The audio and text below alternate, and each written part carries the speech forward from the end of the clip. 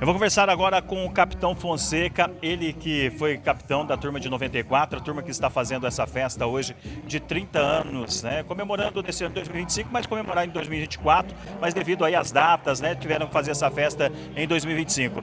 E o Capitão Fonseca veio do Rio Grande do Sul para essa festa. Falar um pouquinho para nós dessa festa aqui, Capitão, essa recepção, o pessoal se reunindo, se reencontrando novamente, tudo bem? Tudo bem, Denilson. Realmente é um prazer para mim. Já é o terceiro ano que eu venho na festa deles aqui. É uma turma que me deu muito orgulho. E eu acho que dá orgulho não só para mim, como para a cidade de Bandeirantes, porque são jovens já mais idosos, hoje quase todos eles com 51, que passaram pelo tiro de guerra em 94, né? 94. E fizeram a sua vida, uns aqui, outros fora. E me dá orgulho em ver que essa gurizada formou a sua família, hoje já tem filhos já na idade de ir para o tiro de guerra. E eu acho que a gente, além de o lado profissional que nós criamos aqui, formou-se um lado familiar, muito bacana, muito interessante. Eu deixei afilhados aqui, né? Então, para mim é um orgulho imenso poder estar aqui sempre em Bandeirantes. Primeiro porque eu fiquei 7 anos aqui. Minha família, praticamente, os filhos, 7 anos aqui, cresceram aqui. E isso me dá orgulho em poder vir, retornar a Bandeirante, ver que a cidade cresceu, que a cidade melhorou, que os jovens daquela época agora são donos de negócio, fizeram suas vidas, tem jovens depois deles, e eles, queira ou não queira, são um exemplo desses jovens que estão voltando aqui. Então é um prazer imenso eu sempre poder estar aqui, rever os amigos, rever as pessoas que eu deixei aqui, ver todos os bens. Alguns já se foram, porque faz parte da vida. Hoje mesmo eu encontrei um grande amigo que veio, estava em Londrina, veio aqui me ver, que era o Sérgio Merlini, foi professor na faculdade. Então, para mim é um encontro fabuloso, não só para mim, como a família. Como eu estou vendo a oportunidade de trazer a parte da minha família, né? Está vindo a minha filha, o meu genro, 2 netos que vieram de Brasília justamente para a gente se encontrar aqui e poder curtir essa festa, esse feriado, essa Páscoa.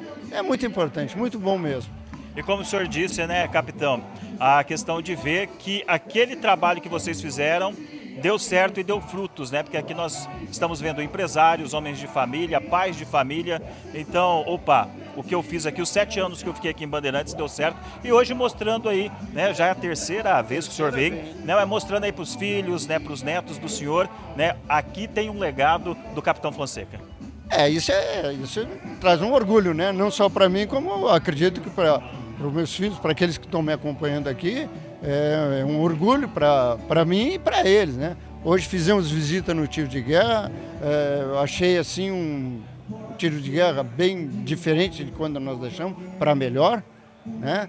As coisas evoluíram, as coisas mudaram e para mim é um orgulho imenso.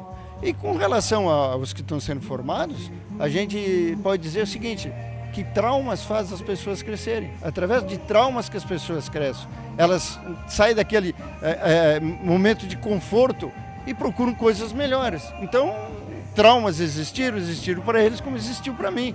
Mas isso só nos fez crescer e crescer ainda mais os laços que a gente construiu, não só de chefe, né, de sargento, no caso, para o instrutor, mas tu vê que estão todos, a maioria está aqui com família, e a gente está num congraçamento espetacular. E isso nos faz crescer, né? Eu já estou com 72 para 73 anos, me considero ainda um guri, e se eu pudesse voltar, eu voltaria aqui novamente para continuar um trabalho que talvez eu não tivesse feito tão bem feito, né? Mas eu acredito que foi um trabalho bom. Fala um pouquinho para nós agora aqui, conta aqui. Agora vamos aqui, faz de conta que não tem ninguém ali. Quem dava mais trabalho naquela época ali, o número, qual que era o soldado que dava mais trabalho naquela época? Olha, nós tínhamos, como dizer, por isso que o bisonhos, né? Tinha bastante. O bisonhos, a gente chama bisonhos. Mas era aquele trabalho que não era um trabalho, como é que eu vou dizer, dificultoso de fazer. Algumas correções que a gente tinha que fazer.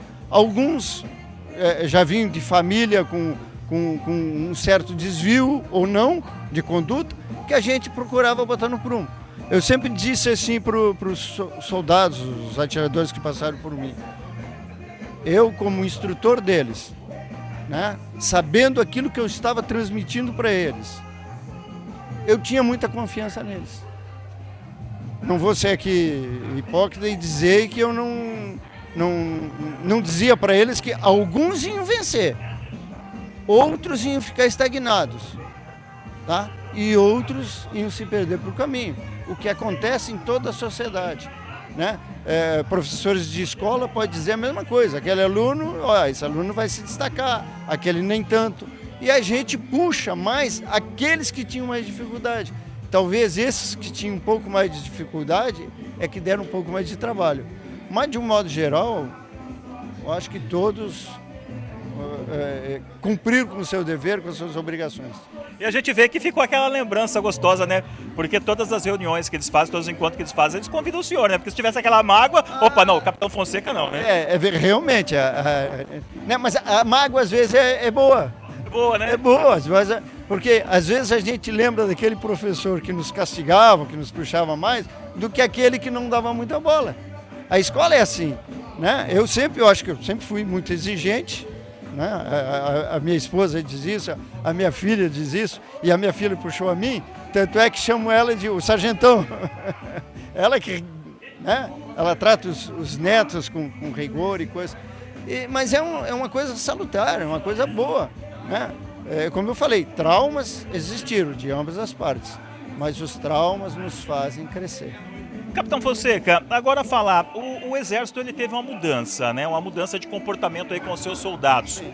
Lá atrás vocês tinham uma forma diferente de tratar os soldados. E hoje os soldados têm ar-condicionado, têm computador, têm internet. Isso é bom ou isso é ruim para essa evolução como a gente está vendo aqui? Olha, eu acho que por um certo modo é bom, né?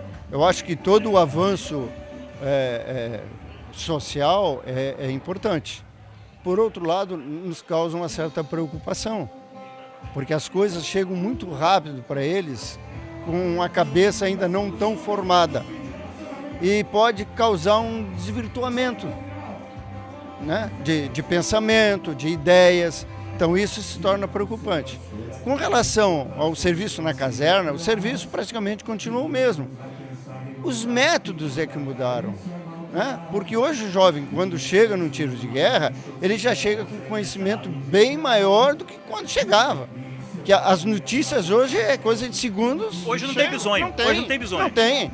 Se tiver bisonho é porque ele vai ser bisonho a vida toda, porque hoje uma criança de 3, 4 anos mexe no celular, tem informação que quer ter informação, isso é importante, desde que a gente saiba filtrar essas informações e orientar para que eles usem esses meios de comunicação para melhorar de vida, para o crescimento pessoal, para melhorar a sociedade, que eu acho que esse é um dos trabalhos do tiro de guerra, fazer com que a sociedade melhore, cresça, né?